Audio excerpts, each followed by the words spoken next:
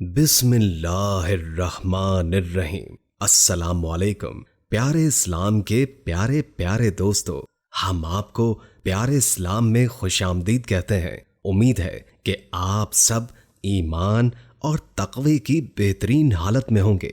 آج ہم آپ کی خدمت میں ایک اور نیا اور سبق آموز قصہ لے کر آئے ہیں۔ آج کا قصہ 3 بہادر شامی بھائیوں کا ہے۔ قصہ شروع کرنے سے قبل نئے آنے والے دوستوں سے درخواست ہے کہ اس ویڈیو کو لائک کر دیں اور ہمارے چینل پیارا اسلام کو سبسکرائب کر دیں اور بیل آئیکن کو بھی دبا دیں تاکہ آپ کو ہماری نئی آنے والی ویڈیوز کا پتہ چلتا رہے، اور درود پاک سے ہونے والی محفل کا حصہ بننے کے لیے کامنٹ میں اپنا نام تحریر کریں۔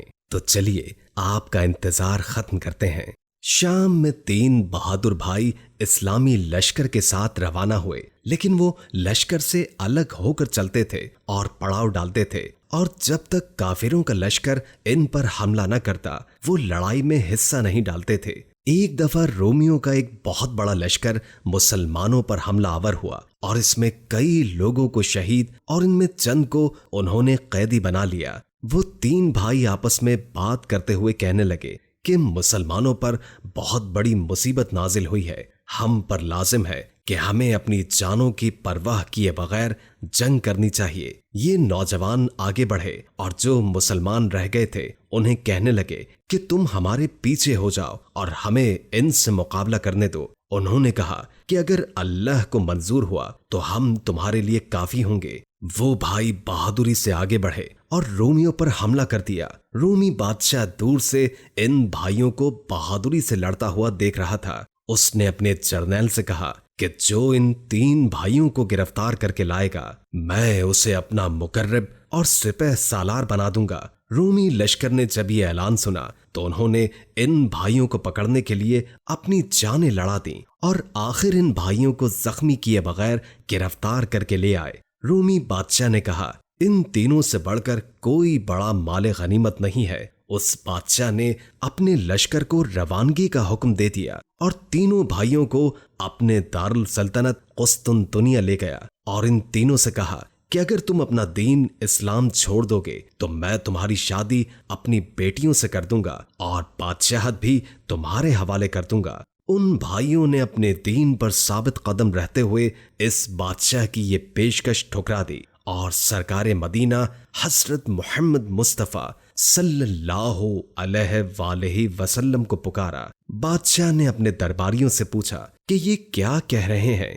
درباری نے بادشاہ سے کہا کہ یہ اپنے نبی کو پکار رہے ہیں۔ بادشاہ نے ان بھائیوں سے کہا کہ اگر تم تینوں نے میری بات نہ مانی تو میں تم تینوں کو ایک دیگ میں جس میں گرم کھولتا ہوا تیل ہوگا اس میں پھینکوا دوں گا۔ پھر اس بادشاہ نے تیل کی 3 دیگیں رکھ کر اس کے نیچے تیز آگ جلانے کا حکم دیا۔ ہر روز ان بھائیوں کو ان دیگوں کے پاس لے جایا جاتا اور بادشاہ اپنی پیشکش روز ان کے سامنے رکھتا کہ اگر تم تینوں اسلام چھوڑ دو تو میں تم تینوں کی شادی اپنی بیٹیوں سے کر دوں گا اور آئندہ بادشاہت بھی تم تینوں کو دے دوں گا۔ وہ تینوں بھائی اپنے ایمان پر ثابت قدم رہے اور بادشاہ کی اس پیشکش کو ٹھکرا دیا۔ 3 دن کے بعد بادشاہ نے ان میں سے بڑے بھائی کو پکارا اور پیشکش کو دوبارہ دہرایا۔ اس بہادر مرد مجاہد نے بادشاہ کی پیشکش کو ٹھکرا دیا۔ بادشاہ نے اسے دھمکی دی کہ اگر تم میری بات نہیں مانو گے تو میں تمہیں اس کھولتے ہوئے تیل کی دیگ میں پھینکوا دوں گا، لیکن اس نے پھر بھی انکار کر دیا۔ بادشاہ نے آخرکار غصے میں آ کر اس نوجوان کو دیگ میں ڈالنے کا حکم دے دیا۔ جیسے ہی بادشاہ کے سپاہیوں نے اس نوجوان کو اس کھولتے ہوئے تیل کی دیگ میں ڈالا، اس شخص کا جسم گوشت پوست سب جل گیا اور اس کی ہڈیاں اوپر ظاہر ہو گئیں۔ بادشاہ نے دوسرے بھائی کے ساتھ بھی یہی کیا اور اسے بھی کھولتے ہوئے تیل میں پھینکوا دیا۔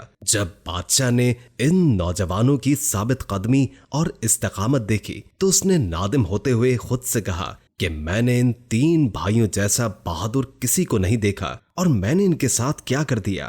بادشاہ نے اس کے بعد تیسرے بھائی کو بلایا اور اس کے قریب جا کر اسے مختلف بہانوں سے بہکانے لگا، لیکن وہ نوجوان بھی اپنے بھائیوں کی طرح ثابت قدم رہا۔ بادشاہ کے ایک درباری نے بادشاہ سے کہا کہ اے بادشاہ، اگر میں اس نوجوان کو پھسلا دوں تو آپ مجھے انعام میں کیا دیں گے؟ بادشاہ نے کہا کہ میں تمہیں اپنی فوج کا سپہ سالار بنا دوں گا۔ اس درباری نے کہا کہ مجھے منظور ہے۔ بادشاہ نے اس سے پوچھا کہ تم اسے کیسے بہکاؤ گے؟ اس درباری نے کہا بادشاہ آپ جانتے ہیں کہ اہل عرب عورتوں میں بہت دلچسپی رکھتے ہیں اور تمام رومی جانتے ہیں کہ میری فلاں بیٹی حسن و جمال میں سب سے اوپر ہے، پورے روم میں اس جیسی حسینہ کوئی نہیں۔ اس نے کہا کہ آپ اس نوجوان کو میرے حوالے کر دیں اور میں اپنی بیٹی کے ذریعے اسے بہکاؤں گا۔ بادشاہ نے اسے 40 دن کا وقت دیا اور اس نوجوان کو اس کے حوالے کر دیا۔ وہ درباری اس نوجوان کو اپنے ساتھ لے کر آیا اور سارا ماجرا اپنی بیٹی کو کہہ سنایا۔ لڑکی نے باپ کی بات پر رضامندی کا اظہار کیا۔ وہ نوجوان اس لڑکی کے ساتھ اس طرح رہنے لگا کہ دن میں روزے رکھتا اور رات بھر نوافل میں مشغول رہتا، یہاں تک کہ مقررہ مدت ختم ہونے لگی۔ بادشاہ نے اس درباری سے نوجوان کا پوچھا۔ اس درباری نے اپنی بیٹی سے اس نوجوان کے بارے میں دریافت کیا تو اس نے کہا کہ میں اسے بہکانے میں ناکام رہی۔ شاید اس کی وجہ یہ ہے کہ اس کے دونوں بھائی اس شہر میں مارے گئے اور وہ ان کی یاد میں رہتا ہے۔ اس لڑکی نے کہا کہ بادشاہ سے مہلت کا وقت بڑھوا لو اور ہمیں دوسرے شہر بھجوا دو۔ بادشاہ نے مہلت بڑھا دی اور ان دونوں کو دوسرے شہر بھیجنے کا حکم دے دیا۔ وہ شخص یہاں بھی اپنے اسی معمول پر قائم رہا۔ جب مہلت ختم ہونے میں 3 دن رہ گئے اور وہ عورت کچھ نہ کر پائی تو اس نے اس نوجوان سے عرض کیا کہ میں تمہارے دین میں داخل ہونا چاہتی ہوں، اور وہ اس طرح مسلمان ہو گئی۔ پھر انہوں نے وہاں سے فرار ہونے کی ترکیب بنائی۔ وہ لڑکی استبل سے 2 گھوڑے لے کر آئی اور وہ وہاں سے اسلامی سلطنت کی طرف روانہ ہو گئے۔ ایک رات انہوں نے اپنے پیچھے گھوڑوں کی آوازیں سنی۔ اس نے سوچا کہ وہ رومی ان کے قریب آ چکے ہیں، تو اس لڑکی نے اس نوجوان سے کہا کہ آپ اس اللہ سے دعا کریں جس پر میں ایمان لے کر آئی ہوں، وہ ہمیں ان دشمنوں سے نجات دلائے۔ اس نوجوان نے پیچھے مڑ کر دیکھا تو وہ حیران رہ گیا۔ اس نے دیکھا کہ ان گھوڑوں پر اس کے وہ دونوں بھائی جن کو بادشاہ کے حکم پر ان کھولتے ہوئے تیل کی دیگوں میں ڈال دیا تھا، فرشتوں کے ایک گروہ کے ساتھ ہیں۔ انہوں نے ان سے ان کا حال دریافت کیا اور کہنے لگے کہ ہم ایک ہی غوطے میں جنت الفردوس پہنچ گئے تھے اور اللہ تعالیٰ نے ہمیں تمہارے پاس بھیجا ہے۔ اس کے بعد وہ لوٹ گئے اور وہ نوجوان اس لڑکی کے ساتھ شام پہنچ گیا اور اس کے ساتھ شادی کر کے وہیں رہا۔ ان بھائیوں کا یہ قصہ ملک شام میں بہت مشہور ہوا اور ان تینوں بہادر بھائیوں کو بہت سراہا گیا۔ بے شک اللہ تعالیٰ سچے اور ثابت قدم لوگوں کو ان کا اجر ضرور دیتا ہے۔